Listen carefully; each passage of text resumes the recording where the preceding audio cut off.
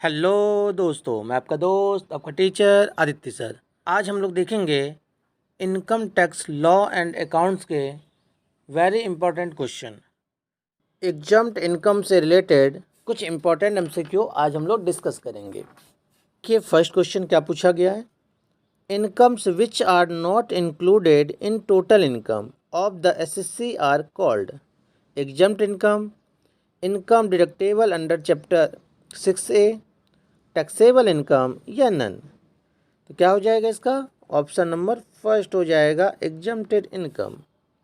Second question, gross total income means aggregate of incomes under all heads of income after claiming deduction under chapter 6A, before claiming deduction under chapter 6A, income for which no deduction under chapter 6A या none of the above.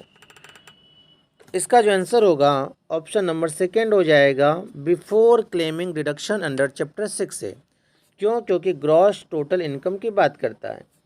यदि यही total income की बात करता तो इसका answer होता option number first after claiming deduction under chapter 6A। Third, total income means aggregate of income under all head of income after claiming deduction under chapter 6A, before claiming deduction under chapter 6A, income for which no deduction under chapter 6A या none. यहाँ पे क्या बोला गया, total income की बात कर रहा है। तो टोटल इनकम जब भी पूछेगा तो क्या बताएंगे, after claiming deduction under chapter 6A। Question number 4, any expenditure incurred to earn exempt income shall be allowed as while computing income under any head, deduction, not allowed as deduction, exemption या none. तो जिसका income exempt होता है उसका expense को कोई deduction नहीं मिलता है, इसीलिए इसका आंसर होगा option number B, not allowed as deduction.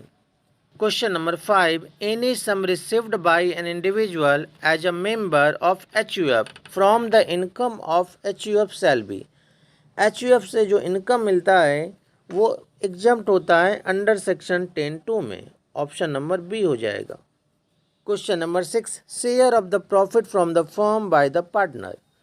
Firm से जो प्रॉफिट होता है और उसमें जो हिस्सा मिलता है पार्टनर को वो क्या होता है, fully taxable, fully exempt under section 10(2)A या fully taxable under head salary, 2.5 lakh तक एग्जम्प्ट होता है। इसका आंसर होगा option number B, fully exempt. Question number 7, interest on any money standing to any individual's credit in non-resident external account in any bank in India is taxable to person in whose name account is being operated, exempt to person in whose name account is being operated, taxable to person who withdraw amount from such account, exempt to person who withdraw amount from such account। कौन सा हो जाएगा, option number B हो जाएगा। Question number 8, exemption is available on interest received by NR और money standing in NRE account only if to maintain such. चार option red करिए और बताइए कौन सा ऑप्शन होगा। इसका जो आंसर हो जाएगा ऑप्शन नंबर बी हो जाएगा। Question number 9, which of the following incomes are exempt under section 10 subsection 6 in the hands of an individual who is not a citizen of India. चार ऑप्शन देखिए और बताइए। तो इन चारों ऑप्शन के अकॉर्डिंग जो होगा आंसर वो हो जाएगा आपका option number D, all of the above. Question number 10 read करिए और बताइए कौन सा ऑप्शन होगा। First option exempt, second taxable payable या बोथ या नन। तो ये एग्जम्प्ट हो जाएगा ऑप्शन नंबर फर्स्ट।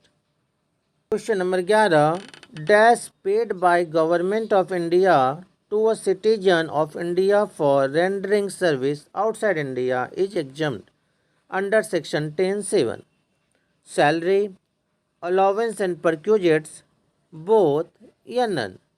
तो अलाउंस एंड परक्यूजेट्स हो जाएगा ऑप्शन नंबर बी।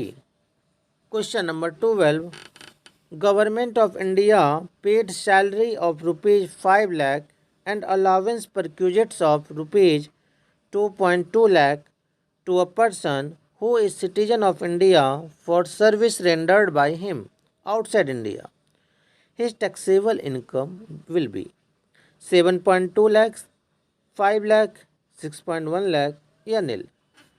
क्या होगा बताइए। इसका आंसर हो जाएगा आपका ऑप्शन नंबर बी 5 लाख।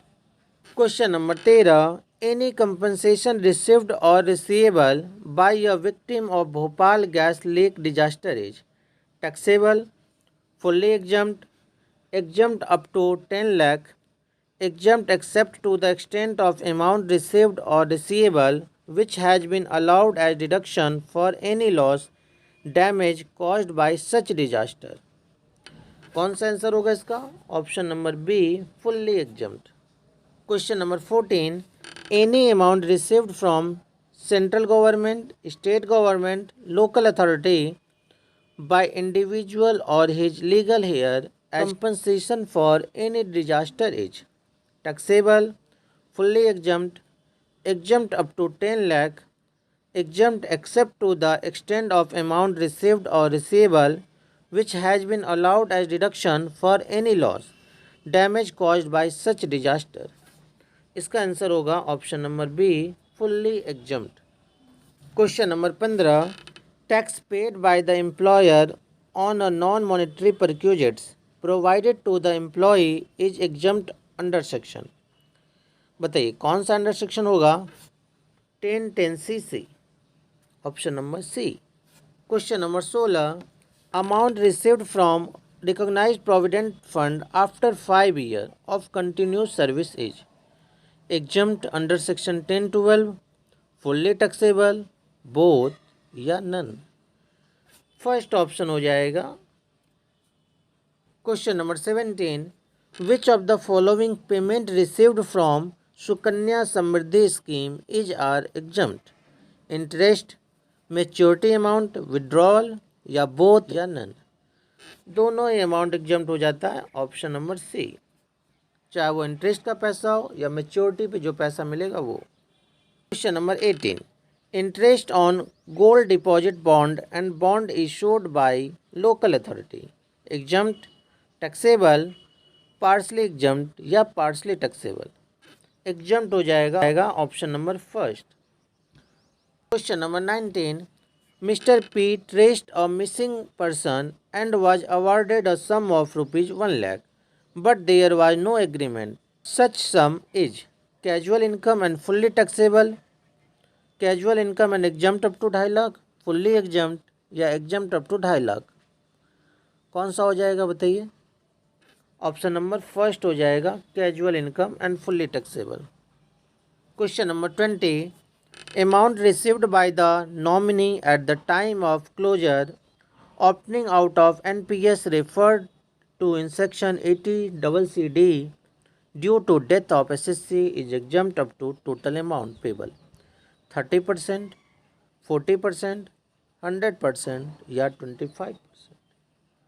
100% हो जाएगा ऑप्शन नंबर सी।